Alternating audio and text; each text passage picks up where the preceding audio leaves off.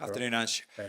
You spoke on Sunday about the excellent record you have in your second season in terms of delivering trophies. Therefore, how significant do you see this game and this competition, the quickest route to winning something? Yeah. Look, every game's an opportunity for us to get on that sort of road to success. So, but obviously, cup competitions. There's kind of a definite timeline there where you know that we've got to win tomorrow to progress. So, focus is there. When you look to deliver success at a club, how much do you, as a manager who's won things, rely on the players in your squad who have also delivered, the likes of Christian Romero, Rodrigo Bentancur, who know what it's like to win big trophies? Yeah, it helps, I guess, because that it's I guess that experience of winning. I think I've said before. There's always sort of common factors whenever you kind of look across any kind of successful endeavour. Certainly around you know coherence and belief in each other and in something, and making sure you're disciplined in the kind of the way you behave and approach things. I think there's a consistency there. It doesn't matter who you're playing for, who you're representing. There's always those kind of common factors, and guys who've experienced that before. Hopefully they can sort of relate that to the guys who haven't had that experience. When you come to thinking about the team that you might select tomorrow, how difficult is the balance between results-wise not being great so far this season, and you need to build a little bit of momentum, but you're in the middle of a run of 7 games in 21 days, and you can't, I'm assuming, flog the same guys for all of those 7 matches? I think the main thing is we want to win tomorrow night, so you're kind of looking at which players are in the best position to do that, and so you do take into account there's a game a couple of days ago, so we're looking at guys who see how they've recovered from that. Got some guys who haven't played much who are ready to play and contribute. So it's always about trying to put a team out there you think's going to win and get the job done, and that's what we'll do tomorrow. Just a final one then on the team that you might select is Yves Bissouma in contention? No, Biss, still not where we want him to be. So hopefully still a chance for the weekend. Thanks, Ange. Nizar, please. And I wanted to ask you about Christian Romero. There was a retweet of an Argentinian journalist tweet where he suggested that he didn't get his travel paid for in a private jet back to the UK after international duty, and maybe that left him tired or ill, depending on how you look at the translation. But I just wondered, had you seen that? Have you commented on that? Have you spoken to him about that, or just to clarify the situation in general? No, it was mentioned to me, but no, it wasn't mentioned to me before the game. Knew nothing about it. All the players got back Thursday. We had a Sunday game.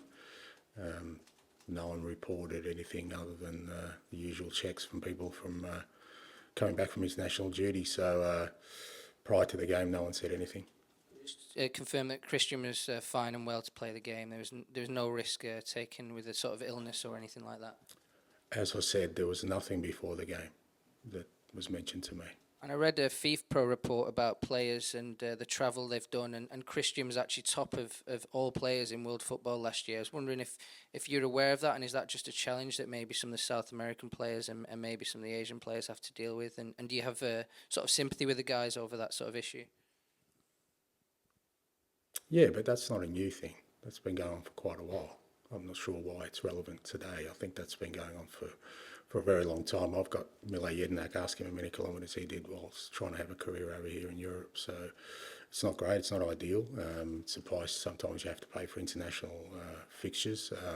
At the same time, I think it's right that particularly the players are really concerned about the amount of games they're playing. I think that's really relevant. But the tyranny of distance has always been there. I think we're starting to clutch a bit if we're using that as something for the weekend that had nothing to do with our game on the weekend. But as an overall, I agree. I think the international calendar is really putting some strenuous demands on footballers to perform at the highest level, and we know that them representing their country is really important to them.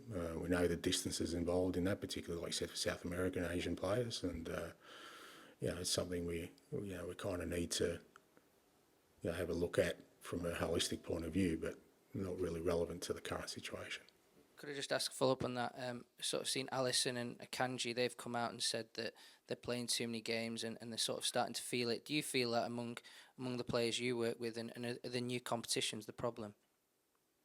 I mean, again, not specifically here. I definitely think that we're pushing the boundaries of what, you know, we're asking of players today. If we want, you know, sort of elite performances across the board and players, you know, being available constantly, that, you know, I think we're bursting at the seams in terms of how much requirements we put on players. Absolutely. Ali. Hi, Ange.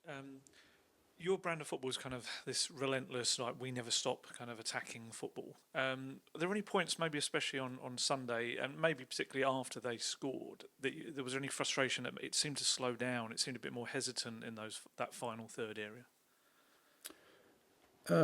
Not specifically. Then I think it was before that. I thought, you know, it was quite obvious that Arsenal were quite keen to slow the game down. I just thought we did at times as well, unnecessarily in the first half. A couple of times from goal kicks where we just took ages to get started, and, you know, we kind of allowed them to get the break they wanted. And so, yeah, I mean, at the end of the game, it's always going to be difficult because they're really good at sitting deep, and they sit deep really well. They've got a really strong, you know, presence inside their defensive box. So, you know, going goal behind was always going to make it difficult for us to open them up or generate any sort of tempo in the game. So, you know, when we kind of looked at the game, I thought there was missed opportunities, particularly in the first half when we were on top, to really, you know, continue to be relentless, because there was a lot of sort of slowing down of the game, you know, when they were in control of it. And, you know, when we slowed it down, we kind of contributed to it as well.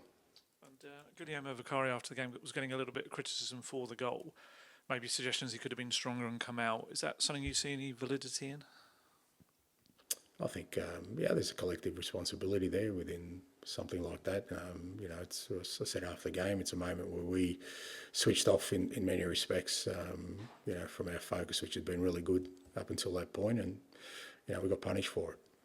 And some of the younger players maybe working towards their chance, Archie Gray, Lucas Bergvall, obviously new arrivals, maybe even someone like Mikey Moore. Could we see any of these players tomorrow? You can see them, yeah. They might even be on the pitch, mate. Yeah, no, they're ready to play, and, you know, we're keen to get them some game time. That's why we brought them to the club, because they're training really well. You know, the games haven't gone the way we wanted in terms of, you know, giving them some more exposure. But we always knew that, you know, this was the period where it starts, not just between now and next international break, but post that, really, probably till the end of January, we're going to have a really busy schedule, and they're going to play a big part in that. So, you know, guys like those three you mentioned, and, you know, Wilson, who hasn't played a lot so far, Pape, you know, a lot of these guys, Radu, you know, we're keen to get them playing because we're going to need them. Okay, finish this section with Ian, please. Hi, Ange, how are you? Good, mate. In terms of last season, I know you mentioned it a few times about how you were frustrated that you'd gone out in the first round of Fulham because later on in the year you didn't have the number of games you wanted your team to have. Will that be, as well as winning a trophy, will that be a big sort of thing you'll want to impress upon your team tomorrow, that this is a chance for some of the players to play on a more regular basis this season? Yeah, I mean, we didn't have Europe last year either, so, you know, like I said, it was an unusual year last year where, you know, for a club our size and, you know, with the squad we carry, that we didn't really have the volume of games, and going out in the first round of the Carabao Cup didn't help that. But look, it's an opportunity. It's an opportunity to play. It's an opportunity to impress. It's an opportunity for us to advance in a competition. All those kind of things are still true, and that's what we're focusing on. And I know you reiterated at the weekend that the second year is a year where you win a trophy. It's amazing, isn't it? Like, I just stated a fact, and it seems like, am I supposed to just lie or just say it never happened? But no, it's just it's confusing to me that people are making a big deal out of something. I'm not sure how I'm supposed to answer something that is true. Like, if I don't win it in the second year this year and I come out next year and say, well, I always win it, well, no, actually it's not true. But I've just said something that's true, and it seems like it's upset a lot of people for some reason. I think it's because it's unusual that we see a manager who... Saying something true? No. Well, yeah, say that. Somebody said, yeah. You can say that, I could possibly comment, no. But it's quite bashful about their team's prospects. But it's... do you really think I'm it's me sort of being boasting. Like, how am I supposed to answer something that's true? Is it to say, well, actually, no, it wasn't that important. They were easy competitions and they don't mean anything. And I mean, if you've achieved something, aren't you supposed to say, yes, I have, and that's what I hope to do again? I'm not really sure, like, why people misconstrue it as me trying to boast about something. I've answered a question, which I think somebody else brought up here anyway, which before that, which is true, and that's always happened. And my plan is for it to happen again this year. And if it doesn't happen, then I can't answer that question the same way next year. I can say mostly, not always. Well, just following on from that, because opening 4 games, you easily could be sitting there having won all 4, the way your team have played, domination against Leicester and you, but they haven't. So, in a sense, there's the winning mentality. How do you marriage the winning mentality with your philosophy going forward so you win more?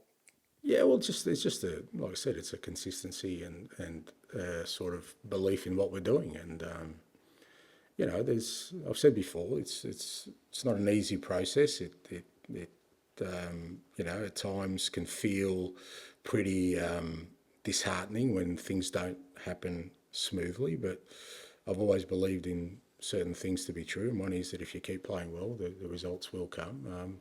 But you just can't do that and expect it to happen. You know, there's still elements in our game that we need to improve on. And, you know, I think when you look at the 4 games, I think that you could summarise all 4 games in a very similar way of us, you know, outperforming the opposition, but not taking the critical moments in our favour, and you pay a price for that. But that doesn't mean you need to change your approach. If anything, you just need to keep doing what you're doing and make sure that in those critical moments we take advantage of it.